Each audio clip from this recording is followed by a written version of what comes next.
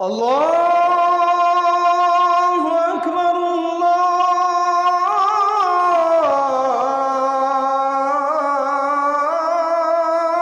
আকবার। তন্মধ্যে প্রথম বিষয়টি হলো পূজার বিষয়। পূজার বিষয়ে আমাদের ইসলামিক এবং কোরআনিক দৃষ্টিভঙ্গি আমরা কি বলতে পারি। আমি সরাসরি আল কোরআন থেকে কোট করব, যাতে করে ধর্মীয় বিষয়ে কোরআনের বাইরে আমরা না যাই, ধর্মীয় বিষয়ে নবী সাল্লাল্লাহু আলাইহি ওয়াসাল্লামের ভূমিকার বাইরে আমরা না যাই। এটাই আমাদের জন্য কল্যাণ। নবী সাল্লাল্লাহু আলাইহি সাল্লামকে রাহমাতুল লিল আলামিন করে পাঠানো হয়েছে। আল্লাহ নিজেই বলেছেন, ওমা আরসালনাকা ইল্লা রাহমাতাল লিল আলামিন, তোমাকে আমি বিশ্ববাসীর জন্য, কুল মাখলুকাতের জন্য আমার রহমত, আমার দয়া হিসেবে আমি প্রেরণ করেছি। সেই দয়াটা কি? এটা আমরা সবাই জানি যে নবীজি রহমাতুল লিল আলামিন, কিন্তু সেই রহমত কাকে বলে? সেই রহমতটা শুরু হয় কোত্থেকে? মূলত সূরা আল আম্বিয়ার 107 নম্বর আয়াত, যেটি ওমা আরসালনাকা ইল্লা রাহমাতাল লিল আলামিন, বিশ্বজাহানের জন্য আমি আপনাকে রহমত রূপে পাঠিয়েছি। 108 নম্বর আয়াতের পরের আয়াতে আল্লাহ তাআলা রহমতটা কি সেটা ক্লিয়ার করেছে। সেই রহমত মানে কি? খাওয়া পরা, অনেক টাকার মালিক হওয়া, লাক্সারিয়াস লাইফ এনজয় করা, ভোগ আর বিলাসের স্রোতে আমরা গা ভাসিয়ে দেব, এগুলি রহমত না। আল্লাহ বলেছেন, কুল ইন্নামা ইউহা ইলাই। রহমতটা কি? রহমতটা হলো এই ওহীটা। আমরা তো জানতাম না যে আমাদের মাবুদ আল্লাহ, তিনি একক, অদ্বিতীয়। আমাদের জীবন, আমাদের মরণ, আমাদের সালাত, আমাদের কোরবানি, সব কিছুর মালিকানা তার। কুল মাখলুকাতের, এই পৃথিবীর 7 মহাদেশে যারা আল্লাহর নুন খাই, যারা আল্লাহর আকাশ ভোগ করি, যারা আল্লাহর জমিন ভোগ করি, যারা আল্লাহর দেয়া অক্সিজেন ভোগ করি, আল্লাহর দেয়া আলো বাতাস ভোগ করি, আল্লাহর দেয়া এই বডি, তার সৃষ্ট এই বডি ভোগ করি, তাদের জন্য রহমত কি আর গজব কি?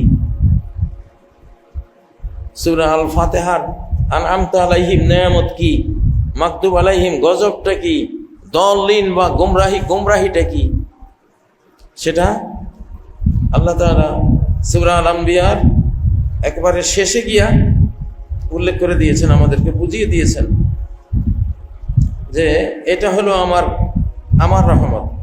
যে কুল ইন্নামা ইউহা ইলাই, বলো আমার কাছে একটাই ওহী আসে, একটা মূল। সমস্ত হাজারো লাখ ওহীর মূল হলো একটা ওহী, একটা মাত্র ওহী। সেটা কি? আন্নামা ইলাহুকুম ইলাহু ওয়াহিদ। তোমাদের ইলাহ, তোমাদের মাবুদ, তোমাদের মাহবুব, তোমাদের জীবনের লক্ষ্য উদ্দেশ্য, তোমাদের বন্ধু, ইলাহ মানে বন্ধু, তোমাদের বন্ধু এক সত্তা, দ্বিতীয় কোনো বন্ধু তোমাদের নাই। এটাই হলো রাহমাতুল লিল আলামিনের নিয়ে আসা সবচেয়ে রহমত ভরা বাণী, রহমত ভরা বিশ্বাস, রহমত ভরা ঈমান। যেই বিশ্বাস, যে ঈমান নিলে এই মানুষ কোনো না কোনো দিন, যতই সে শাস্তির মুখে পড়ুক, মুক্তি সে পাবেই পাবে, সে জান্নাত পাবেই পাবে। জান্নাতের অপর নাম রহমত, তাওহীদের অপর নাম, ইসলামের অপর নাম রহমত। কুল বিফাদলিল্লাহি ওয়া বিরহমাতিহি, আল্লাহর ফদল, আল্লাহর রহমত। কোরআন আর ইসলামকে অনুগ্রহ আর রহমত বলা হয়। সন্তান যেটা ঈমানদার, তাকে মা বাবার জন্য রহমত বলা হয়। যিকরু রহমতে রব্বিকা আবদাহু যাকারিয়া, সূরা মারিয়ামের প্রথম 2 নম্বর আয়াত, যে তোমার রব যে জাকারিয়াকে একটা ঈমানদার সন্তান দিয়েছিল ইয়াহিয়া নামক, ইয়াহিয়া আলাইহিস সালাম নামক, সেই রহমতের আলোচনা হবে এই সূরার মধ্যে। তাহলে হিন্দু হোক, বৌদ্ধ হোক, খ্রিস্টান হোক, ইহুদি হোক, মুসলিম হোক, সবচেয়ে তার জীবনে রহমতপূর্ণ প্রাপ্তি হলো লা ইলাহা ইল্লাল্লাহ, এটা পাওয়া, যে আমার আল্লাহ ছাড়া কোনো বন্ধু নাই, আল্লাহ ছাড়া কোনো বন্ধু নাই। আমি আগেও বলেছি, সূরা আল বাকারা 255 নম্বর আয়াতে আল্লাহ বলেছেন আল্লাহু লা ইলাহা ইল্লা হুয়াল হাইয়ুল কাইয়ুম, আর 257 নম্বর আয়াতে বলেছেন আল্লাহু ওয়ালিয়ুল্লাযিনা আমানু, আল্লাহ ঈমানদারদের বন্ধু। 255 নম্বর আয়াতে আল্লাহকে ইলাহ রূপে গ্রহণ করো। ইলাহ কি তুমি হয়তো বুঝো না, আল্লাহ বলছেন যে আমি তোমার বন্ধু হয়ে গেলাম। সুবহানাল্লাহ। এখন তাহলে শিরিক হলো গজব, শিরিক হলো দলাল, মাগদুব আলাইহিম, যে এই তাওহীদ একত্ববাদের নিয়ামত পায় নাই, শিরিক করছে, মূর্তি পূজা করছে, সে তার অজান্তে, জানা অথবা অজানায়, যদি জেনে বুঝে সেটা করে তাহলে মাগদুব আলাইহিম, গজবে পড়েছে।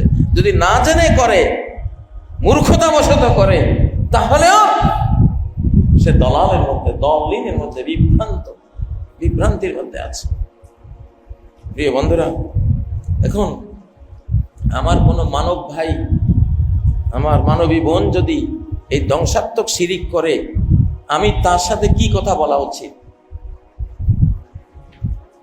একটা বিমান যখন আকাশ থেকে পড়ে, ক্রাশ হয়, তখন সেটার জন্য কি আমি বলবো যে ঠিক আছে, কংগ্রাচুলেশন, তুমি পড়ে যাচ্ছ, মারা যাও? আমি কি এটা বলবো? কি বলবো? আল্লাহ তারে বাঁচাও, আল্লাহ তারে উদ্ধার করো, যদি কোনো ওয়ে থাকে, যদি কোনো উপায় থাকে, তাই না? এখন এই যে আল্লাহ তাআলা কোরআনে তো বলেছেন যে যে শিরিক করে তার অবস্থা কি? তার অবস্থা হলো, আল্লাহ বলেন ওয়ামান ইউশরিক বিল্লাহি ফাকান্নামা, ওয়ামান ইউশরিক, যে শিরিক করে আল্লাহর সাথে, যে মূর্তি পূজা করে, আল্লাহকেও ডাকে সে, মূর্তিকেও ডাকে সে মসজিদে এসে আল্লাহকেও সিজদা করে, আবার গোরস্থানে গিয়া কবরকেও কি করে? সিজদা করে। বট গাছ দেখলে তারেও সিজদা করে, ধর্মগুরু দেখলে তারেও সিজদা করে। এই যে আসলে শিরিক মানে তো আল্লাহকে অস্বীকার করা না, শিরিক মানে আল্লাহকে অস্বীকার করা না, আল্লাহকে অস্বীকার করার সাথে পার্টনার একজন স্বীকার করা। এইটা কি আল্লাহ সহ্য করেন নাই? আমি তোমাদের চিরস্থায়ী জাহান্নামী বানাই দেবো, কারণ আমার কোনো শরীক নাই। তোরা সব গোলামের ঘরের গোলাম, তোদেরকে আমি বানিয়েছি, তোরা আমার শরীক হয়েছে কেমনে? আকাশ আমি বানিয়েছি, আকাশ আমার পার্টনার হয় কি করে? ও তো অস্তিত্বই ছিল না, অস্তিত্ব নাই, এখন আমি নাই বলে নাই হয়ে যাবে। হ্যাঁ, মুতু, তোমরা মরে যাও, ফাকাল লাহুমুল্লাহু মুতু, এক জাতিকে আল্লাহ বলেছেন মরে যাও, সাথে সাথে মরে গেছে। কুল মাখলুকাতের অবস্থা এই। এখন আল্লাহ বলতেছেন ওমা ইউশরিক বিল্লাহি ফাকান্নামা খাররা মিনাস সামা, যে শিরিক করলো সে যেন আকাশ থেকে পড়ে গেল, পড়ে যাচ্ছে, বিমানের মতো ক্রাশ হয়ে যাচ্ছে। এখন বিমানের ক্রাশ হয়ে যাওয়ার মুহূর্তে আপনি কি বলবেন? আল্লাহ বাঁচা, আল্লাহ তারে এই ধ্বংস থেকে বাঁচা। এটা আপনার মানবতার প্রতি বন্ধুত্ব, একজন অসহায় মানুষের প্রতি আপনার ভালোবাসা, এটাই ভালোবাসা, এটাই ভালোবাসা, যে আপনি তার মুক্তি চাইলেন, যে বাবা রে, এটা ধর্মীয় বিষয়, ধর্মের বিষয়, আমার কিছু করার নাই, এটা আল্লাহর বিষয়, আমি কোনো উক্তি করতে পারি না। আল্লাহ তোদের ব্যাপারে বলছে কুলিয়া ইহাল কাফেরুন, কুলিয়া ইহাল কাফেরুন। কাফের মানে কি? কাফের মানে কি? অবিশ্বাসী, অবাধ্য, সরকারের বিরুদ্ধে অভ্যুত্থানকারী, আল্লাহর বিরুদ্ধে অভ্যুত্থানকারী, কাফের। রোগীকে, ক্যান্সারের রোগীকে, তুমি ক্যান্সারে আক্রান্ত হয়েছো, এইটা জেনে এইটা না বলা ভালো না? ভাই তোমার ক্যান্সার হয়েছে, তুমি কিন্তু সতর্ক হও, কোনটা বলা ভালো? অবশ্যই তো মানবতার দাবি তো এটা যে আমি সতর্ক করবো যে ভাই এটা কিন্তু চলে না। অমুসলিমদেরকে সম্বোধন করার এই সমস্যা তো আজকে নতুন না, এটা তো একেবারে নূহ আলাইহিস সালামের যুগ থেকে চলে আসছে। ওনারা কি সম্বোধন করেছে, ওনারা কি করেছেন, সারা কোরআনে কি বলছে? সব নবীরা বলছেন মা লাকুম মিন ইলাহিন গায়রু, আল্লাহ ছাড়া তোমাদের কোনো ইলাহ নাই। সতর্ক করে দিয়েছেন, খবরদার শিরকে যাইও না, আল্লাহ ছাড়বে না। তো এখানে বলছেন ফাকা আন্নামা খাররা মিনাস সামা, যে মূর্তি পূজা করছে সে আকাশ থেকে পড়ে গেল, ফাতাখতাবুহু তাইর, পাখিরা তাকে ছো মেরে নিয়ে গেল, আও তাউই বিহির রিহু ফি মাকানিন সাহিক, অথবা বাতাস তাকে কোনো গভীর খাদে নিবেদিত করে দিল, শেষ হয়ে গেল। শিরিক মানে শেষ হয়ে যাওয়া। এটা 31 নম্বর আয়াত সূরা আল হজ্জ, সূরা আল হজ্জ। আচ্ছা, এখন তাহলে শিরিক মানে আকাশ থেকে পড়া, শিরিক মানে সে ধ্বংস হয়ে যাওয়া। তো একজন মৃত্যু পথযাত্রীকে আমাদের কি করতে হবে? উদ্ধারের চেষ্টা করতে হবে। নাকি আমি বলবো যে ঠিক আছে তুই আরো মর, তুই আরো এই কাজ কর, আমি তোর জন্য, আমি তোকে আরো উৎসাহ দিচ্ছি? না, এগুলি ধর্মীয় ভাষা না। এই শতাব্দীতে 2024 পরবর্তী শতাব্দীতে প্রত্যেকটা কথা বলতে সাবধান। 2024 পরবর্তী শতাব্দী আল্লাহ, 2024 পরবর্তী শতাব্দী কোন দলের নয়, 2024 পরবর্তী শতাব্দী কোরআনের। প্রত্যেকটা কথা, প্রত্যেকটা বক্তব্য, প্রত্যেকটা পদক্ষেপ এই ইউনিভার্সাল ল দিয়ে যাচাই বাছাই করা হবে। হচ্ছে দেখেন না, কথা মুখের বের হওয়া মাত্রই ধরা পড়ে যাচ্ছে, যা ইচ্ছে তাই হয়ে যাচ্ছে। আপনি যত বড় ব্যক্তি হন, যত বড় শিক্ষিত হন, যত বড় আলেম হন, সামান্য ভুল হওয়ার সাথে সাথে কিভাবে ধরাধরি শুরু হচ্ছে। কে করছে এটা? আকাশের প্রোগ্রাম। এজন্য প্রত্যেকটা কথা যাচাই বাছাই করতে হবে যে আমার কি বলা উচিত। প্রিয় বন্ধুরা, সূরা আল মুমতাহানা একটি সূরা, আল্লাহ তাআলা সেখানে দেখুন প্রত্যেকটা কথা আল্লাহ বলে রেখেছেন। আপনাদের কাছে বাহ্যিক হয়তো মনে হবে কঠোর, না, ওই কঠোরের বিরুদ্ধে লাখো কোটি মার্সি, দয়া, মায়া লুকিয়ে আছে, লুকিয়ে আছে। মায়ের অবুজ শিশু যদি 2000 ভোল্টের হিটার জ্বলছে, ক্ষণ করে লাল সুন্দর লাল রূপ নিয়েছে, শিশুরা তো ওই কালারের প্রতি আকৃষ্ট, শিশু লাল দেখে ঝাঁপ দিতে চাচ্ছে ওই তারটা নেবার জন্য। মায় তো বুঝতেছে বাবারে এইটা ধরার পরে আর তোরে আমি পাবো না পৃথিবীতে। মা ছটকা মেরে তারে 10 ফুট দূরে ছড়ি মারলেন ঝাঁপ দিয়া বাঁচাবার জন্য। এটা কি নিষ্ঠুরতা না রহমত? এটাই তো রহমত নাকি? এটাই তো রহমত। যদি মায় বলতেন আচ্ছা বাবা ঠিক আছে, তোর কাছে ভালো লাগছে তো তুই এটা ধর, তাইলে অর্থটা কি হলো? তাহলে মা তো নিষ্ঠুর। এই খুনের জন্য সে দায়ী হবে আদালতে, যে তুমি খুন করেছো, এই খুনের জন্য তুমি দায়ী। তোমার এই উৎসাহ না পেলে এই শিশুটা এই সর্বনাশা কাজটা করতো না, সে হয়তো ফেরত আসতো। তুমি কেন তারে উদ্ধার করলে না? কেন তারে বাঁচালে না? কেন নবীজির ব্যাপারে আল্লাহ তাআলা বলছেন লা আল্লাকা বাখিউন নাফসাকা আল্লা ইয়াকুনু মুমিনিন। সূরা শুআরা খুলেন না, সূরা শুআরা খুললে আল্লাহ কি বলছেন? হে নবী, তারা যে কেন তাওহীদের উপরে আসতেছে না, ঈমান আনছে না, সেই দুঃখে তুমি যেন আত্মহত্যা করবে, তুমি যেন আত্মহত্যা করবে। সূরা শুআরা 3 নম্বর আয়াত, লা আল্লাকা বাখিউন নাফসাকা আল্লা ইয়াকুনু মুমিনিন। তারা যে শিরিক বর্জন করছে না, মূর্তি পূজা বর্জন করছে না, মূর্তি পূজাকে ঘৃণা করে, সেটা থেকে ওই নাপাক থেকে, শিরিক হলো বিষ্ঠা। আল্লাহ ইন্নামাল মুশরিকুনা নাজাস, যে শিরিক করে সে নিজেকে পায়খানা বানিয়ে নিল, বিষ্ঠা বানিয়ে নিল, সে জানুক আর না জানুক তার পরিণতি এটা। তাহলে এরা কেন এই নাপাক ত্যাগ করছে না? হে নবী, তোমার অবস্থা হলো না আল্লাহকা, মনে হয় যেন তুমি বাখিউন হত্যা করবে নাফসাকা, নিজেকে তুমি যেন সুইসাইড করবে মনের দুঃখে। আরে বাবা, এইটা না হওয়ার কথা। আরে কেন তুমি পূজা করে নিজের সময়, নিজের জীবন, টাকা পয়সা একটা শয়তান ইবলিসের ফাঁদে পড়ে তুমি আজকে জাহান্নামে যাচ্ছ। আমার মানব বন্ধু, কুনতুম খায়রা উম্মাতিন উখরিজাত লিন-নাস, সূরা আলে ইমরানের 110 নম্বর আয়াতে কি বলেছেন? তোমরা সেরা জাতি এই জন্যই যে তোমরা মানুষকে উদ্ধার করার কাজটা করো। যেখানে যারে তোমরা ক্ষতির মধ্যে পড়ে থাকতে দেখো তাকে বাঁচাবার চেষ্টা করো। আবু হুরায়রা এর তাফসীরে বলেন, নবীজি বলেছেন, কুনতুম খায়রান নাস লিন-নাস তাতুনা বিহিম বিস-সালাসিল ওয়াল আগলাল ফাতুদখিলুহুমুল জান্নাহ। কত উত্তম জাতি তোমরা, যুদ্ধ করে যারা শিরিক করে ওদেরকে ধরে নিয়ে আসো, ধরে নিয়ে এসে জান্নাতে পাঠিয়ে দিচ্ছ। ধরে নিয়ে এসে কি করতেছে? তোমাদের পাশে থাকলে তো মুমিনের শক্তি দেখলে ওরা শক্তির ভক্ত, শক্তের ভক্ত। ওরা ঈমান আনার একটা বুঝ পায় যে না, তার এই শক্তিতে বোঝা যায় তার এই ধর্ম সত্য না হলে এত ক্ষমতা আসলো করতে। তার তো বাহ্যিক কিছুই নেই, আমার তুলনায় তো তার সেই অস্ত্রও নাই, সেই সৈন্য বলও নাই, ধন বলও নাই। সবসময় কাফেরের তুলনায় মুমিনদের অস্ত্র কম থাকে। বদরের যুদ্ধে কি ছিল, তালুতের যুদ্ধে কি ছিল? 313 জন 1 লক্ষ বাহিনীকে পরাস্ত করেছে। কামিন ফিয়াতিন কলিলাতিন গলাবাত ফিয়াতান কাসীরা। কত সামান্য ক্ষুদ্র দল কত বিশাল দলকে পরাস্ত করেছে বিইজনিল্লাহ, আল্লাহর অনুমোদন ক্রমে। সবসময় তো বেঈমানের তুলনায় ইমানদারের সৈন্য কম থাকে। ওদের যদি থাকে 3 লাখ, এদের থাকে 30,000।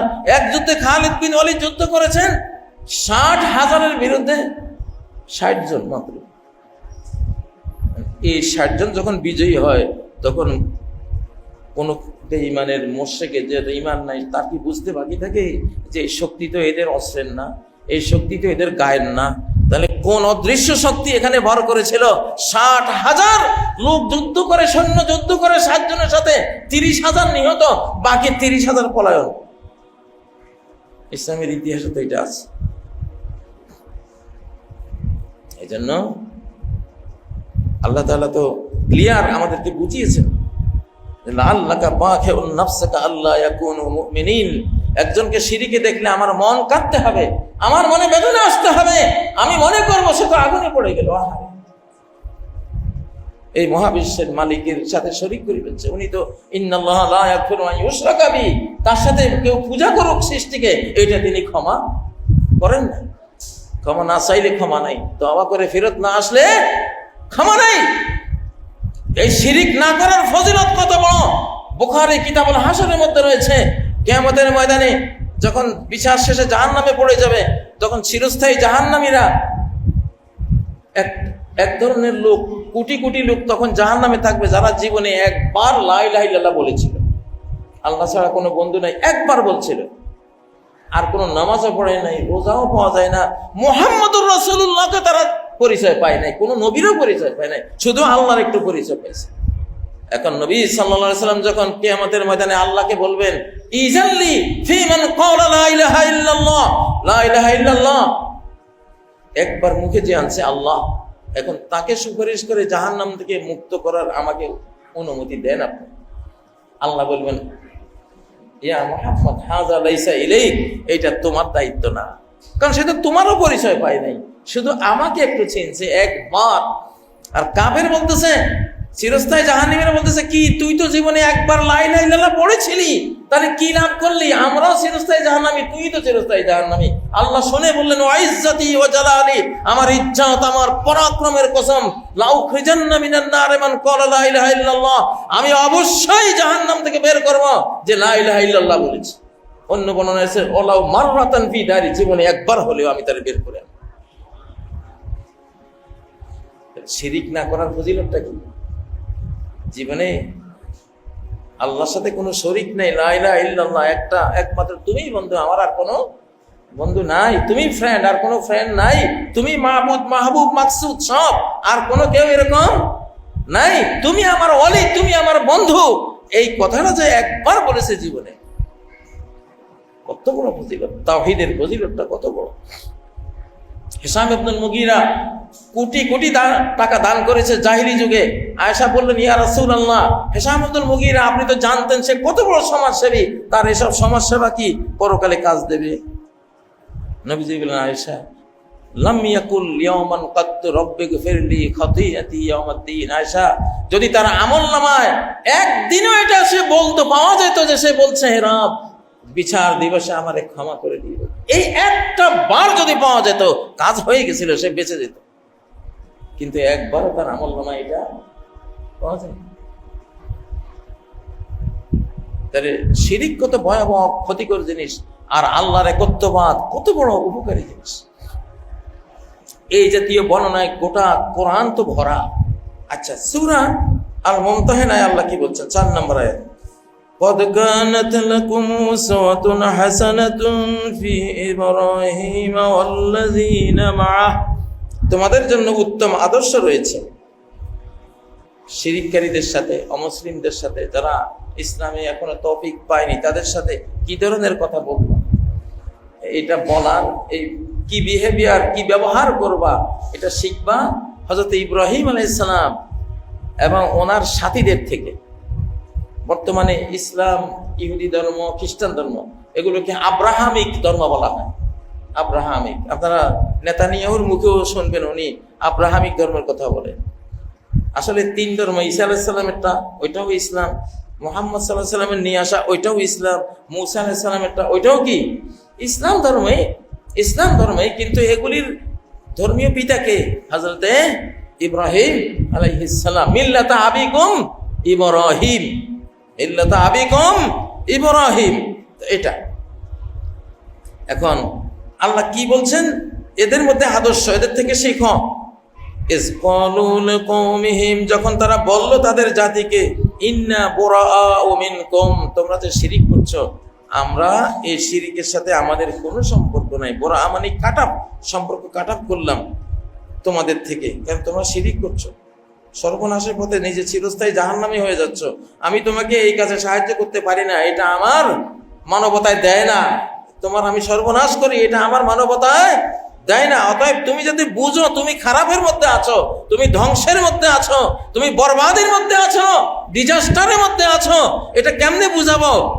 এটা বুঝাবার আমার একটা পদ্ধতি হলো, আমাদের পদ্ধতি হলো তোমাদের থেকে সম্পর্ক ছিন্ন করে দিলাম, যাতে ভয়াবহতা তুমি বুঝতে পারো যে এরা কেন ছিন্ন করলো, এদের সাথে ব্যবসায়িক কত স্বার্থ আছে, আমার সাথে সম্পর্ক করলে এদের কত ব্যবসা বাণিজ্য হবে, কত শিল্প উন্নতির সিস্টেম হবে, এরা কত হয়তো আমার হেল্পও পাবে, তাই না? আমি অনেক পাওয়ারফুল, তারা তো আমার থেকে অনেক কিছু পাইতো। ব্যাপারটা কি? এরা হীনবল, দুর্বল, টাকা পয়সা নাই, পাওয়ার নাই, কিন্তু এই লোকগুলি আমার সাথে কথা কইতে রাজি নেই। আমার মতো এমন পাওয়ারফুল একটা মানুষ, তাহলে এখন এই শিরিকওয়ালা একটা চিন্তা করতে বাধ্য হবে না? ব্যাপারটা কি, কি আছে এর ভিতরে? ইন্না বুরাআউ মিনকুম ওয়া মিম্মা তা'বুদুনা মিন দুনিল্লাহ, আল্লাহরে বাদ দিয়া যেগুলির পূজা করো এগুলি থেকেও আমরা সম্পর্ক শতভাগ ছিন্ন করলাম, পুরোপুরি ছিন্ন করলাম, কোনো সম্পর্ক নাই। কাফারনা বিকুম, ওখানে থামেন নাই, সম্পর্ক কাটাপ করার পরে, পূজারি আর পূজার সাথে সম্পর্ক কাটা পরে বলতেছেন কাফারনা বিকুম, তোমাদের সাথে কুফরি করলাম, তোমাদেরকে চিনি না আমরা। কারা তোমরা? মিয়া দুনিয়াতে আইসা আল্লাহকে সেজদা দেওয়ার জন্য, সেজদা দিতেছ মূর্তিরা, এটা কইরা নিজে মরবা আর আমাগরও মারবা, এই মরণের তালে আমরা নাই। কাফারনা বিকুম, কুফরি করলাম। এখানে থামেন নাই, ওয়াবাদা বাইনানা ওয়া বাইনাকুমুল আদাওয়া, তোমাদের সাথে আর আমাদের সাথে প্রকাশ্য শুরু হয়েছে 2টা জিনিস, আল আদাওয়া, শত্রুতা। এখন থেকে পূজা কেন করছো? তুমি আমার এনিমি, আমি তোমার এনিমি, তুমি আমার দুশমন, আমি তোমার দুশমন। তোমার যখন জাহান্নাম থেকে বাঁচাইতেই পারবো না, কিয়ামতের দিনে তুমি বলবা যে সে যদি কঠোর হইতো তাহলে আল্লাহ আমি তো হেদায়েতে চলে আসতাম, আমি এই সুযোগ রাখতে চাই না। তোমার সাথে আমি কুফরি করলাম, তোমার সাথে আমার প্রকাশ্য দুশমনির ডিক্লার দিয়ে দিলাম। শুধু মুখের দুশমনি না, ওয়াল বাগদা, হৃদয়ের ঘৃণা, ঘৃণাও তোমার সাথে আমি ডিক্লার করে দিলাম, তোমরা আমি ঘৃণা করি, তোমাকে আমি কি করি? ঘৃণা করি। কতদিন? হাত্তা তুমিনু বিল্লাহি ওয়াহদা, এক আল্লাহর প্রতি ঈমান না আনা পর্যন্ত ঘৃণা চলবে। আমি তোমাকে মুক্ত করেই ছাড়বো, এই সিদ্ধান্ত আমার, ইনশাআল্লাহ, যদি কপালে তোমার হেদায়েত থাকে। আমার রুক্ষতা, কঠোরতা দেখে আমি কেন কঠোর হলাম? নিশ্চয় আমি কিছু জানি যে তোমার কি সর্বনাশটা হচ্ছে, না জেনে তো আমি খামাখা তোমার সাথে আমার পারিবারিক বন্ধন নাই, তোমার সাথে ব্যবসায়িক সম্পর্ক ছিন্ন করতেছি, তোমার সাথে আমি আমার সামাজিক সম্পর্ক ছিন্ন করতেছি। তুমি কত পাওয়ারফুল, আমি দুর্বল, তোমার আক্রমণের আমি কিনা করে আশঙ্কা আমি কিনে নিচ্ছি। কেন করতেছি? তুমি একটু চিন্তা করো। আচ্ছা, কেউ মূর্তি পূজায় পড়ে গেলে মুমিন শুধু তাকে একটা কথা বলতে পারে, লা আস্তাগফিরুল্লাহ লাক, আমি তোমার জন্য আল্লাহর কাছে ক্ষমা চাই, তোমার জন্য আল্লাহর কাছে ক্ষমা চাই। কিন্তু শিরিক করার অবস্থায় আল্লাহ তাআলা এইটারও পারমিশন রহিত করে দিল। যে ইব্রাহিম যে তার পিতাকে বলেছিল লা আস্তাগফিরুল্লাহ লাক, এই পিতা আজর আমি তোমার জন্য আল্লাহর কাছে ক্ষমা করব, আল্লাহ বলছেন আমি কেটে দিলাম। ইব্রাহিমের সবকিছুতে আদর্শ আছে। ইব্রাহিমের এই লা আস্তাগফিরুল্লাহ লাকা, সে আজর তুমি মূর্তি বানাইবা, মূর্তি পূজা করবা, আর আমি বলছি বাবা তো, বাবার প্রতি আমার মায়া স্নেহ শ্রদ্ধা, আমি তোমার জন্য আল্লাহর কাছে ক্ষমা চাইবো। আল্লাহ কয় ইব্রাহিমের এই কথা আদর্শের বাইরে চলে গেছে, ইব্রাহিমের এই কথা মানা যাবে না। 4 নম্বর আয়াত সূরা মুমতাহিনার। তাহলে কি বুঝলেন? আমি যদি কাজী ইব্রাহিম, আমি যদি কোনো শিরিক অবস্থা যে তুমি মূর্তি পূজা করে যাও আর আমি মাপ চেয়ে যাব আমি বলি, তাহলে আপনাদের উচিত কি আমার এই কথা কাটা। আল্লাহ কেটে দিয়েছে। ইস্তেগফার আল্লাহ কবুল করেন নাই, তুমি বড় জোর পারতা ইস্তেগফার করতে। আল্লাহ কয় না, সে শিরিক থেকে ফেরত না আসলে ইস্তেগফারের কোনো পারমিশন নাই তোমার। আদর্শ থেকে এটা কেটে দিয়েছেন। এই ক্ষেত্রে ইব্রাহিম মডেল না। সে যে মুশরিক পিতার জন্য ক্ষমা চেয়েছেন, ক্ষমাটুকু চাওয়ার অধিকার নাই আল্লাহ। আপনি যদি ক্ষমার ঊর্ধ্বে আরো অনেক কিছু চান, তাহলে কি অবস্থাটা হবে? বাবারে, আমি কারো দোষ চর্চা করি না। আমাদের এই শতাব্দীতে খুব সাবধান, এই শতাব্দী আগের শতাব্দী না। প্রত্যেকটা কথা ফিল্টারিং হয়ে যাবে আকাশ থেকে। কি বললেন সাথে সাথে ধরা। আগে এরকম কথা বলে যুগের পর যুগ চলে গেছে, ধরা পড়ি নাই, আমরা কেউ ধরা পড়ে নাই। এই যুগটা এত সিরিয়াস, মুখ খুলবেন পরক্ষণে দেখবেন যে শুরু হয়ে গেছে আমার বিরুদ্ধে কিয়ামত। এটা আকাশ থেকে হচ্ছে। কোত্থেকে? আকাশ থেকে। আপনি কে? হু আর ইউ? আপনার কোনো পরিচিতি, আপনার কোনো পাওয়ার, আপনার কোনো ক্ষমতা, কোনো কিছুই আর এই যুগে কাজে আসবে না। কোরআন হাতে বলতে হবে। তাই ইব্রাহিম আলাইহিস সালাম ক্ষমা চাইয়াও বিপদে পড়লেন।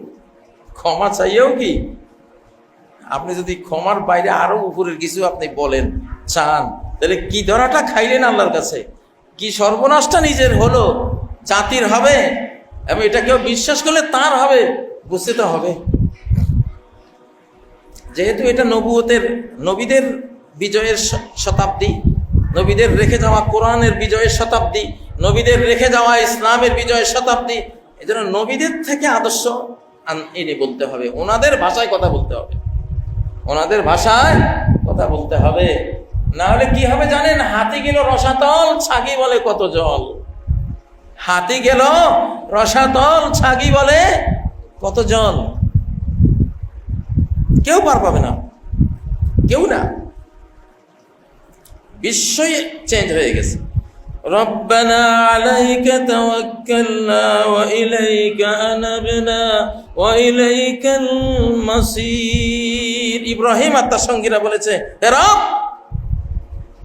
বেঈমানের সাথে আমি কাটা হয়ে গেলে দরিদ্র হয়ে যাব, না খেয়ে মরে যাব, ব্যবসা বাণিজ্য ধ্বংস হয়ে যাবে, আমি আমার পাওয়ার হারাবো, এটা হারাবো, সেটার কিচ্ছু কুছ পারোয়া নেই, কোনো ভয় নাই। রব্বানা আলাইকা তাওয়াক্কালনা, সমস্ত ভরসা নির্ভরতা তোমার উপরে রেখে দিলাম, তুমি এনাফ আমাদের জন্য, সাফিসিয়েন্ট। হাসবুনাল্লাহু ওয়া নি'মাল ওয়াকিল। রব্বানা আলাইকা তাওয়াক্কালনা ওয়া ইলাইকা আনাবনা, তোমার দিকে ফিরে আসছে। মাখলুকাত বাত, যে মাখলুক তোমারে মানে না, ওই মাখলুকের আমার কোনো দরকার নাই, আমি বারবার তোমার কাছে ফিরে আসছি। ওয়া ইলাইকাল মাসির, তোমার দিকে আমার শেষ ঠিকানা, তোমার কাছে আমার শেষ ঠিকানা। কি শক্ত কথা আল্লাহ বললেন। তারপরে বললেন, রব্বানা লা তাজআলনা ফিতনাতাল লিল্লাযিনা কাফারু। আল্লাহ আমাদেরকে, রব্বানা হে আমাদের রব, লা তাজআলনা আমাদেরকে আপনি বানান না ফিতনা, এটা পরীক্ষা কাফেরদের জন্য। কারণ মুমিন হয়ে যদি তাদের পদলেহন করি, জি হুজুর করি, তাদের কাছে দুর্বলতা প্রকাশ করি, তাহলে আমি তাদের জন্য ফিতনা হয়ে গেলাম, তাদের আরো কুফরি শিরকি কন্টিনিউ করার উসিলা হয়ে গেলাম। তারা ভাববে যে না, উনি যখন আমাদেরকে এত ভালোই বলতেছে, তাহলে তো কাজ তো খারাপ না আমাদেরটা। এই প্রস্তাবিত দিছিল কুলিয়া ইউহাল কাফিরুনের নাজেল হওয়ার প্রেক্ষাপট কি? মোহাম্মদ, তুমি 1 বছর আমাদের গুলিরে ভালো কও, আমাদের মূর্তিগুলিরে তুমি একটু ভালো কও, ধন্যবাদ দাও, মারহাবা দাও, পারলে 2-4টা মূর্তিরে তুমি সেজদা দাও, আর আগামী বছর আমরা তোমার আল্লাহরে সেজদা দেব। দরকার কি রে ভাই? এই দেশ তো তোমার আর আমার, মক্কা মদিনা আরব দেশ, আমরা তো একসাথেই থাকি, একসাথে বসবাস করি, গন্ডগোল করে লাভ কি? তাহলে তুমি 1 বছর আমারটার পূজা করো, আর আমি আরেক বছর তোমারটার কি করব? পূজা করব। প্রস্তাব দিছিল কিনা? আল্লাহ কি নাজিল করলেন?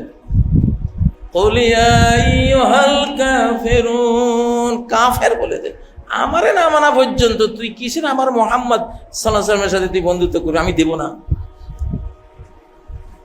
আইয়াত্তাকিযু ইবাদি মিন দুনি আউলিয়া, আমারে কাট অফ করে, আমার মনে কষ্ট দিয়ে তোমরা মুসলমানদের খুশি করতে যাইবা, এই সুযোগ আমার কাছে নাই, আমি দেব না।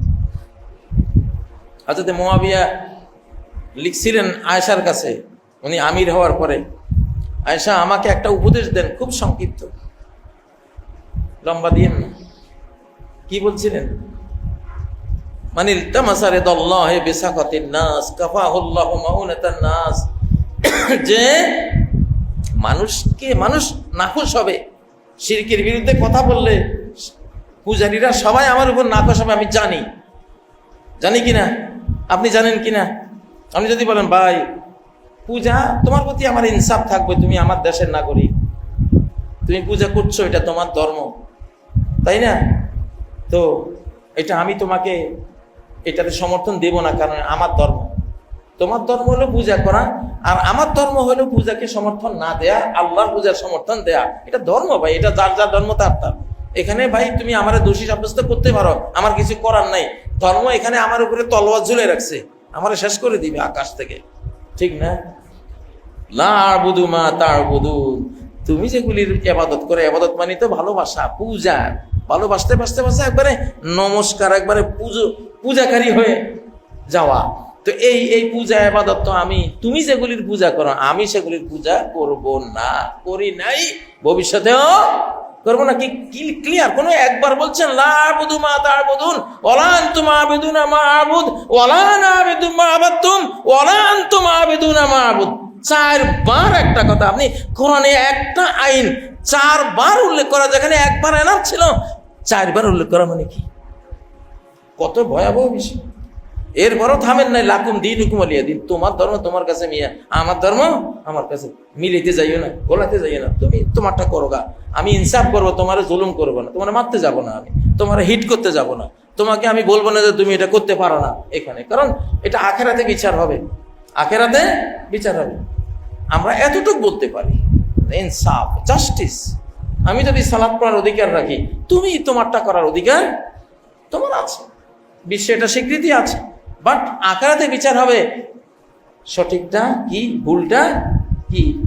ধর্ম শুদ্ধ হলে জান্নাত, অশুদ্ধ হলে জাহান্নাম।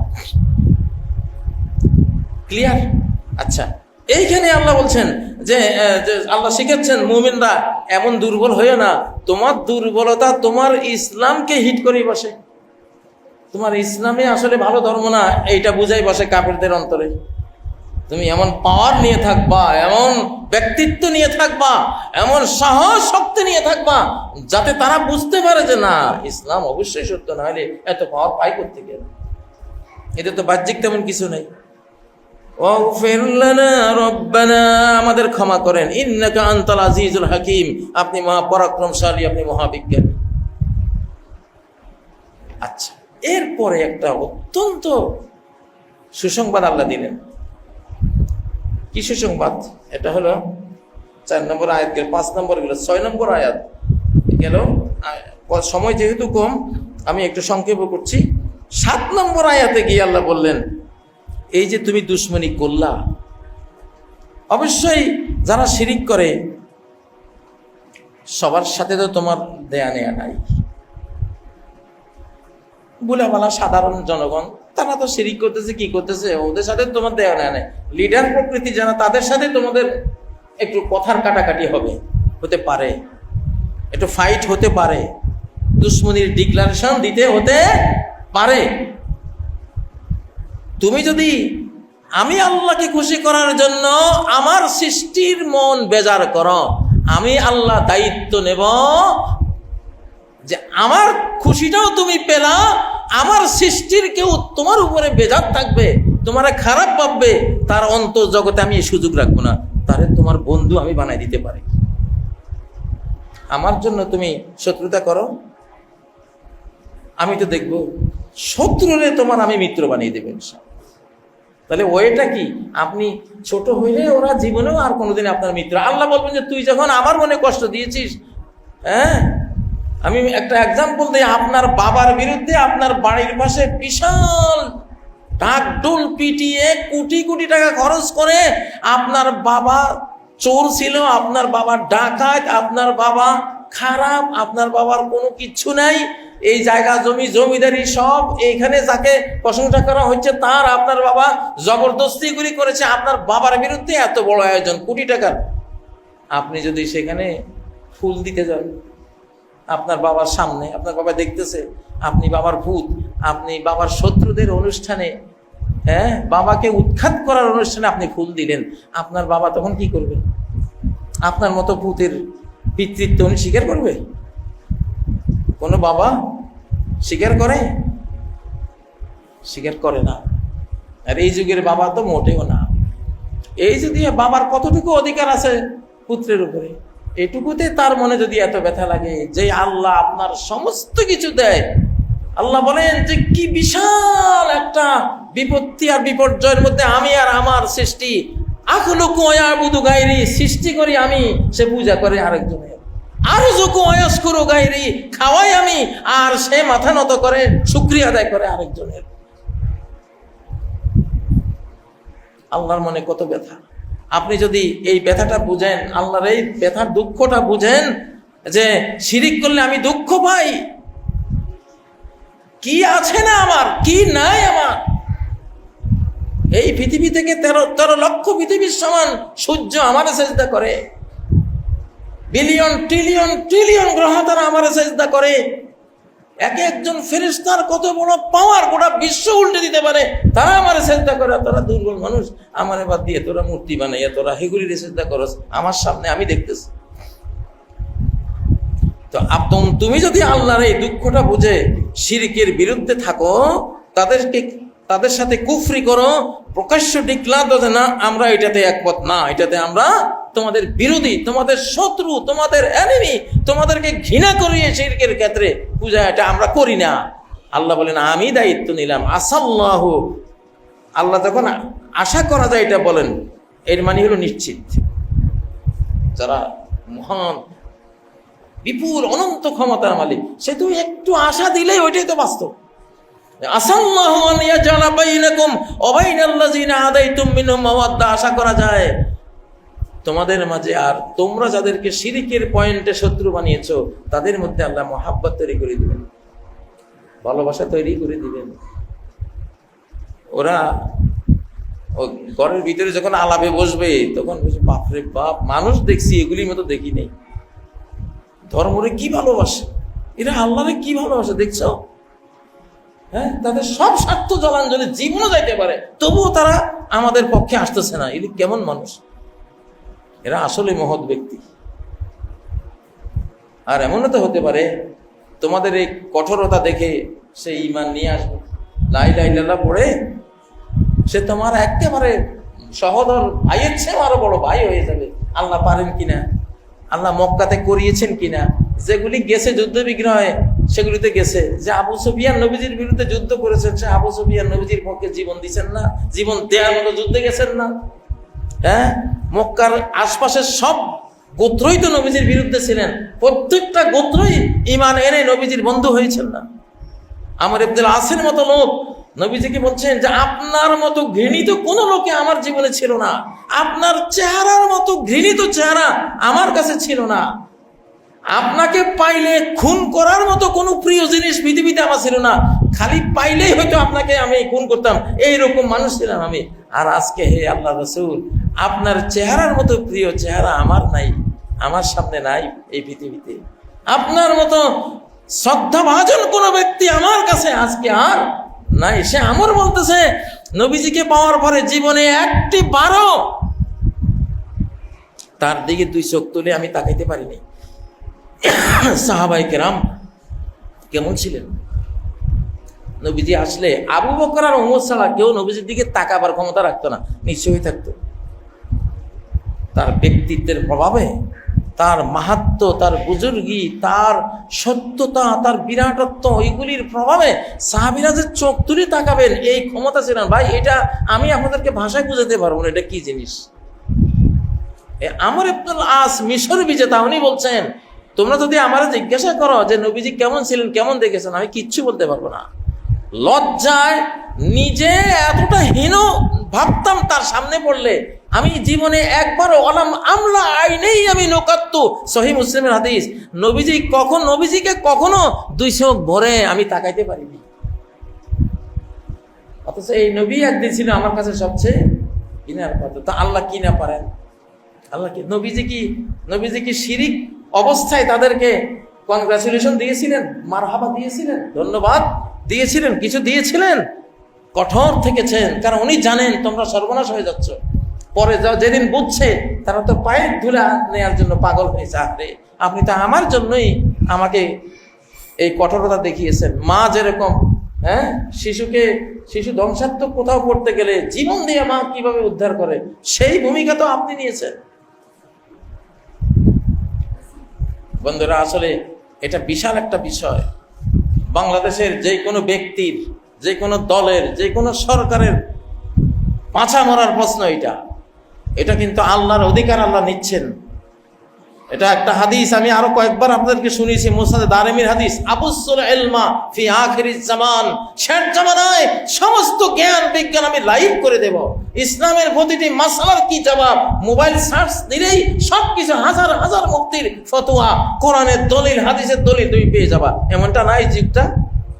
এই যুগটা একটা রিকশাওয়ালা, একটা মেথরও আমার চেয়ে বেশি জানার ক্ষমতা রাখে যে কোনো একটা মাসআলা। ক্ষমতা রাখে কিনা? এটাই আল্লাহ বলছেন, আমি কিন্তু জ্ঞান একেবারে লাইভ করে দেব, প্রচার করে দেব, ঘরে ঘরে জনে জনে পৌঁছে দেব। কিভাবে জনে জনে পৌঁছাবো? হাত্তা ইয়ালামাহু আর রাজুলু ওয়াল মারা, পৃথিবীর এমন কোন পুরুষ, এমন কোন নারী থাকবে না যার কাছে আমার ইসলামের জ্ঞান, কোরআনের জ্ঞান যাবে না। ওয়াল আবদু ওয়াল হুর, এমন কোন স্বাধীন, এমন কোন পরাধীন ব্যক্তি থাকবে না, মনিবার গোলাম থাকবে না যার কাছে, যার হাতে আমার নবীদের নিয়ে আসা কোরআন সুন্নাহর বাণী, ওহীর বাণী চলে যাবে না, সবার কাছে যাবে। ওয়াস-সাগীর ওয়াল কবীর, শিশু আর বয়স্ক সবার কাছে জ্ঞান চলে যাবে। ফাইজা ফাআলতু যালিক, আমি যখন এটা করব, আখাযতু বিহাক্কি আলাইহিম, তখন আর কাউকে ছাড় দেব না। আমার অধিকার, আমার পাওনা, আমার রাইট, আমার হক যেটা আমি আদায় করে ছাড়ব। এইটা চলছে এখন। আপনি কোনো কিছুতে আল্লাহর হকের মধ্যে সামান্য একটু আপনি কমতি করবেন, আল্লাহ ধরে দিবে আপনাকে সাথে সাথে ধরা। তো এটা গেল এই বিষয়। আরেকটা বিষয়, তো এটা তো মূল বিষয়টা, আমরা যাতে কোনো শিরিক, কোনো বিধর্মীয়, আল্লাহর মনে কষ্ট আসে এমন কোনো বিষয়ে আমরা যাতে কারো প্রতি প্রসন্ন না হই, সন্তুষ্টি প্রকাশ না করি। এটা হকুল্লাহ, আল্লাহর হক। মারা পড়েন না ভাইরা, কেউ সর্বনাশ করে ফেলেন না নিজের সারা জীবনের সব অর্জন চক্ষের পলকে ধুলায় মিশাই দিবে আল্লাহ তাআলা। ওমা আমরুনা ইল্লা কালামাহিল বসর আও হুয়া আকরাব, আমার কমান্ড চক্ষের পলক বা তারও আগে সংগঠিত হওয়ার মতো কমান্ড। এইরকম ক্ষিপ্রতা সম্পন্ন আল্লাহর হুকুম, সেগুলি অহরহ ঘটছে এখন। দ্বিতীয় আর একটা বিষয় রয়েছে যে নবী মানি কি, বাংলায় আমরা কি বলতে পারি, এটা নিয়ে অনেক তুলকালাম হচ্ছে। এখানে বলে রাখবো যে কোনো আলেম সে একজন ভুলের ঊর্ধ্বে মানুষ না। যে কোনো ওয়াইজ, যে কোনো বক্তা তার ভুল হতেই পারে, তার ভুল হতেই পারে। আমরা তো ভুল দিয়াও জান্নাত নেব, আমরা পাপ দিয়েও জান্নাত নেব আল্লাহর কাছ থেকে, যদি ঈমান থাকে। যদি ঈমান থাকে পাপ দিয়েও জান্নাত নেব, আমরা পাপ দিয়েও সওয়াব নেব, পাপ দিয়েও জান্নাতের নিয়ামত নেব। সূরা আল ফুরকানের একবারে শেষ 2 পৃষ্ঠা পড়েন, সেখানে কতগুলি কথা আল্লাহ বলেছেন। একটা কথা হলো ইল্লা মান তাবা ওয়া আমানা, যে তওবা করবে, ও আমানা ঈমান আনবে, ও আমিলা আমালান সালিহা, এবং সৎ কাজ করবে। অতীত জীবনে সে অনেক কিছু খারাপ করেছে, হয়তো 70 বছর সে মূর্তি পূজাই করেছে, হয়তো ডাকাতি করেছে, খুন খারাপি করেছে, অনেক কিছু করেছে, হেন গুনাহ না যেটা করে নাই, করেছে, কিন্তু পরে সে ফিরে এসেছে, সে ঈমান এনেছে, এখন সে সৎ হয়েছে। আল্লাহ বলেন ফাউলাইকা, এরা কেমন? ইউবাদদিলুল্লাহু সাইয়্যাতিহিম হাসানাত, এদের সমস্ত পাপকে আল্লাহ পুণ্যে রূপান্তরিত করবেন, এদের সমস্ত পাপকে পুণ্যে রূপান্তরিত করবেন। আল্লাহু আকবার। আল্লাহ কেমন দয়ালু, কেমন রহমতওয়ালা তিনি। তাহলে ভুল তো হতে পারে। मौकूफ जुर्म ही पर करम का ज़हूर था, बंदे अगर कसूर न करते कसूर था। মানুষ যদি গুনাহ না করত, এটাও বড় গুনাহ হইতো। মানুষ গুনাহ করার ক্ষমতা না রাখলে মানুষ জাতিটারে আল্লাহ ভ্যানিশ করে দিতেন, অন্য জাতি বানাইতেন যারা গুনাহ করত। ফায়াজনেবুন ফায়াস্তাগফিরুন, আল্লাহ আল্লাহর কাছে ক্ষমা চাইতো, ফায়াগফিরুল্লাহু লাহু, আল্লাহ ক্ষমা করতেন। আল্লাহ তো এমন। তা আলেম ভুল করতে পারে কি পারে না? আদম আলাইহিস সালাম আমাদের সবার বাবা, ভুল করেছেন কি করেন নাই? ভুল হয়েছে না? ও আসা আদম রব্বাহু, আদম তার রবের নাফরমানি করে বসেছিল, পাগাওয়া গোমরা হয়ে গিয়েছিল। সুম্মা তাবা আলাইহি, পরে আবার আল্লাহ তার তওবা কবুল করেছেন, ও হাদা, তারে হেদায়েত করেছেন। ঠিক না? শয়তান ভুল করে বলেছে আনা খায়রুম মিনহু, আমি উত্তম। আমার ইগো, তুমি আমার ইগো স্বীকার না করলে তো আমি তার সেজদা করতে পারি না। আর আদম ভুল করে বল রব্বানা যালামনা আনফুসানা ওয়া ইল্লাম তাগফির লানা। এটাই তো মানুষ। এখন নবীর অনুবাদ করতে গিয়া যা বলা হয়েছে, সাংবাদিক, কেউ সংবাদ বাহক, আসলে এগুলি সাধারণ আলোচনায় করে ফেলে। তবে এই যুগে এইটাও আর না করা উচিত। এই যুগটা বড় সেন্সিটিভ। আসলে নবুয়ত মানে হলো সুমহান সংবাদ, আর নবুয়া সুমহান সংবাদ। কয়েকটা জিনিস, 4টা জিনিস যেখানে থাকবে। নবী যেই সংবাদ বহন করেন সেটা অত্যন্ত উচ্চাঙ্গীন সংবাদ, মহাজাগতিক কোনো ইনফরমেশন। 2, সেটা যেমন খুব সুমহান সংবাদ, তেমন মানব জীবনের সবচেয়ে গুরুত্বপূর্ণ সংবাদ। এগুলি ছাড়া মানুষের জীবন নাই। মানুষ দুনিয়াও হারাবে, আখিরাতও হারাবে, এমন গুরুত্বপূর্ণ, এমন গুরুত্বপূর্ণ। 3 নম্বর, নবী মানে যে সংবাদ বহন করেন না, সেই সংবাদটা হলো যে সংবাদ শুনলে তাদের সত্যতা, তাদের মানবতা, তাদের বংশীয় উচ্চতা, তাদের সারা জীবনের ত্যাগ তিতিক্ষা দেখে যে কোনো মানুষ তার সংবাদটা শোনে মাত্রই তার একটা এলম অর্জন হয় যে না, এই কথা একটা সত্যতা আছে। তাদের সংবাদ, মহান সংবাদ দিয়ে এলম অর্জন হয়, জ্ঞান অর্জন হয় যে না, এটা বিশ্বাস করতে বাধ্য মানুষ, চিন্তা করলে বিশ্বাস করবে। 4, কেউ যদি একেবারে খাঁটি এলেম সে তার নিজের দোষে সে অর্জন করতে না পারলো, একটা মেজরিটি ধারণা হলেও তার ভিতরে আসবে যে না, একটু দেখি না, উনি যে বলছে কথাটা তো ফেলনা না। এইরকম মহান সংবাদ যারা বহন করেন এদেরকে আরবিতে বলে নবী, ফার্সিতে বলে পয়গাম্বর। পয়গাম্বর, পয়গাম্বর কথাটা শোনেন নাই? পয়গাম মানে সংবাদ, বার মানে বাহক, সংবাদ বাহক, পয়গাম বাহক। পয়গাম ফার্সিতে খুব গুরুত্বপূর্ণ সংবাদ, সরকারি কোনো বার্তা, বড় কোনো অর্ডার, খুব অত্যন্ত গুরুত্বপূর্ণ, অত্যন্ত আজিমুশান সংবাদকে পয়গাম বলে। তো সেটা যারা বহন করে তাদেরকে বার পয়গাম্বর মানে পয়গাম বহন করে নেওয়ালা। তো আমরা বাংলা ভাষায় তো নবীকে নবী বলাই উত্তম, এগুলি অনুবাদ না করাই ভালো। কে না বুঝে নবী মানে কি, কে না বুঝে বলেন? এক বাঙালি না মক্কা শরীফ গেছে হজ করতে, যাইয়া হজ করে এসে এসে মন্তব্য করলো, সৌদি আরব তো দেখলাম সবকিছু আরবি, শুধু আজানটা বাংলা।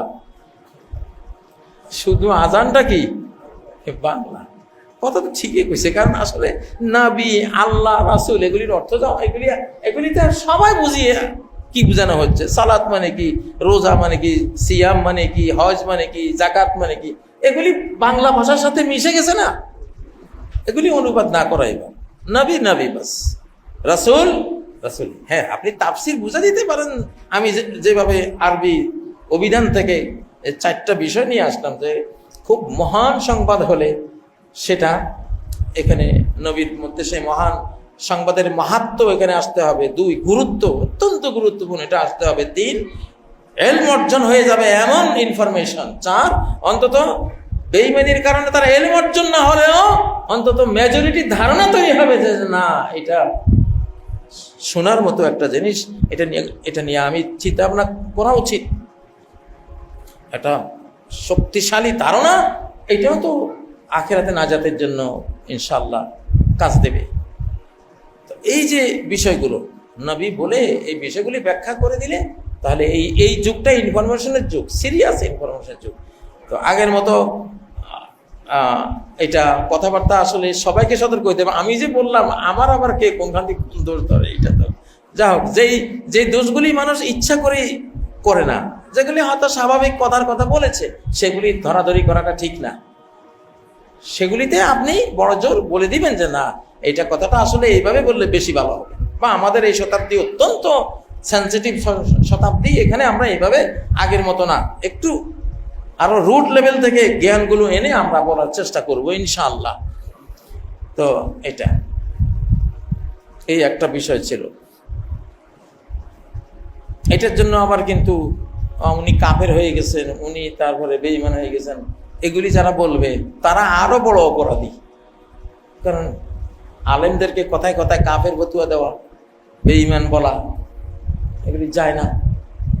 মানুষ যখন তার নিজের জ্ঞানের সীমানার ভিতরে না থাকার কারণে একটা কথা বলে ফেলছে, সেই কথাটা হয়তো বলা উচিত হয়নি, এর জন্য সে আল্লাহর কাছে ক্ষমা চাইবে, আল্লাহ ক্ষমা করে দেবে। বা নাসিয়া ওয়ালাম নাজিদ লাহু আজমা, আদম যে ভুলটা করেছেন, নাসিয়া ভুলবশত করেছেন, ওয়ালাম নাজিদ লাহু আজমা, সে সংকল্প করে ওটা বলে নাই, ওটা করে নাই।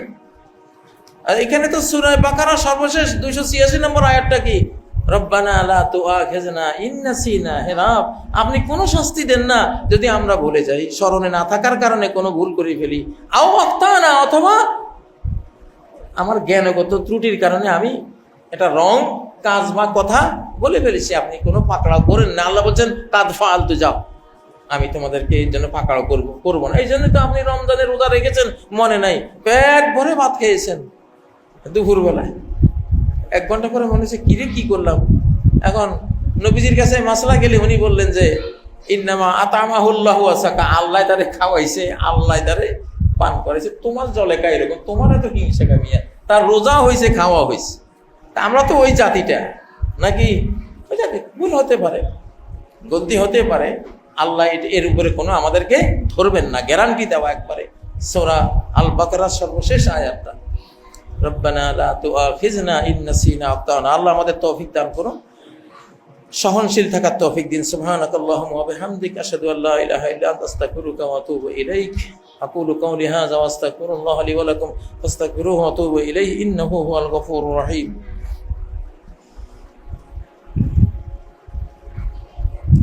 আলহামদুলিল্লাহিল্লাযী হাদানা লিহাযাদ দ্বীন, আল্লাযী بين لنا الدين المتين. الحمد لله الذي بلغنا الحجة البالغة والبرهان القويم. أعوذ بالله من الشيطان الرجيم. بسم الله الرحمن الرحيم. إن الله وملائكته يصلون على النبي يا أيها الذين آمنوا صلوا عليه وسلموا تسليما. اللهم صل وسلم وبارك على عبدك وحبيبك محمد وعلى آله وصحبه وبارك عليهم أجمعين. عباد الله, ইক্তাফু মুহাম্মাদান সাল্লাল্লাহু আলাইহি সাল্লাম ফি জামি আহওয়ালিকুম। সম্মানিত মুসলিয়ানে কেরাম, দক্ষিণ কোরিয়ার একটি দাওয়াতি সফরে গিয়েছিলাম, পুরো সপ্তাহ ওখানে ছিলাম। তো আসলে দেখলাম যেটা আমাদের দেশে, বাংলাদেশে মুসলমান আছে কিন্তু ইসলাম অনেক ক্ষেত্রেই নাই, আর দক্ষিণ কোরিয়ায় মুসলমান নাই কিন্তু 70% মনে হয় যেন ইসলাম আছে।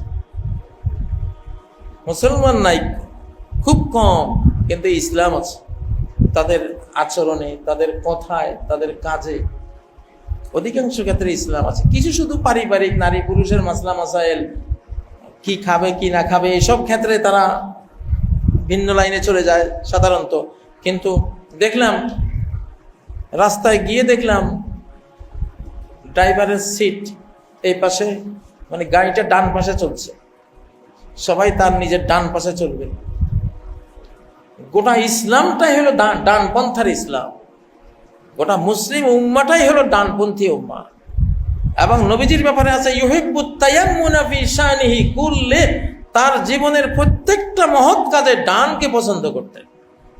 ফি তহুরি, ওযুর ক্ষেত্রে প্রথমে ডান হাত না, মসজিদে ঢুকতে প্রথমে ডান হাত না, খাওয়ার সময় ডান হাত না, তাহলে তিনি তার ওযুর মধ্যে ডান, ও তায়াম্মুনিহি ফি তহুরিহি ও তারাজ্জুলিহি, মাথা আশ্রাইতে গেল মাথার ডান ভাগটা আগে আশ্রাতেন।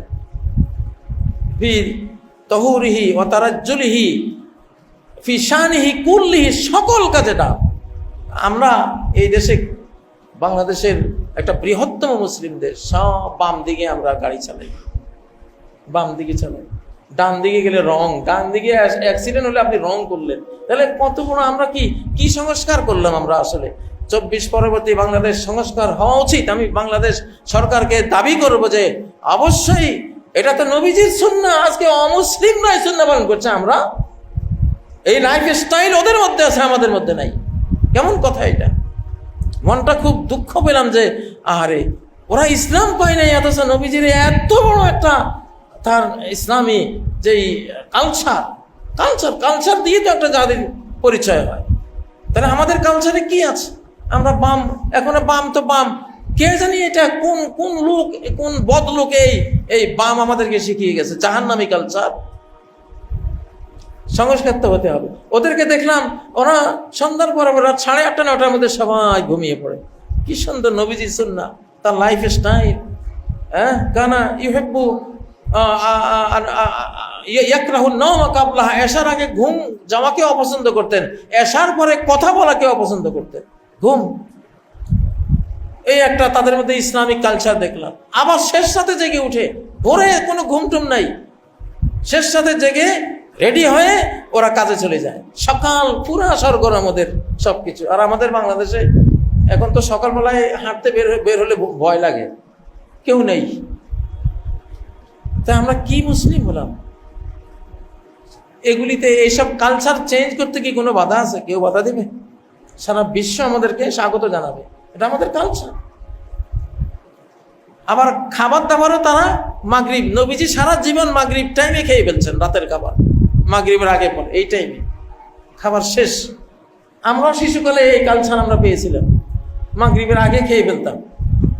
এটা কত বড় স্বাস্থ্যকর জিনিস, কত বড় মেডিকেল সায়েন্স এটাকে স্বীকার করে। নবীজি সারা জীবনের সুন্নাহ, সারা কোরআন হাদিসে এটা আছে। তো এইভাবে বহু ইসলামিক কালচার ওদের মধ্যে দেখলাম। সবচেয়ে বড় কালচারটা দেখলাম, খাদ্যে কোনো ভেজাল নাই, কোনো কসমেটিক্সে কোনো ভেজাল নাই, কাপড়ে কোনো ভেজাল নাই, তাদের কোনো প্রোডাক্টে কোনো ভেজাল নাই। এই যে কত বড় একটা ইসলামিক কালচার। আর বাংলাদেশে আমরা কিসের মুসলমান ভাই?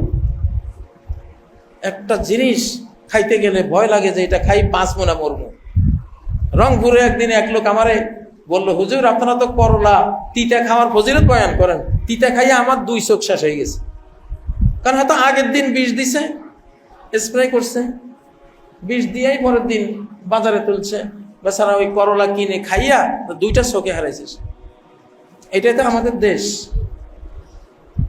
কলার ট্রাক একটু আগে দেখলাম ঢুকলো, কালো একবারে এখনো পাকতে আরো 2 মাস লাগবে, এইরকম বয়সের কাঁচা কলা ঢুকলো, কিছুক্ষণ পরে দেখি যে লালে লাল। শোনেন, সরকারের উচিত মৃত্যুদণ্ড দেওয়া এসব যারা যারা জেনোসাইড করতেছে, খাদ্যদ্রব্যে ভেজাল দিয়া, বিষ দিয়া জাতি হত্যার কাজ করতেছে, এগুলির শাস্তি মৃত্যুদণ্ড হওয়া উচিত।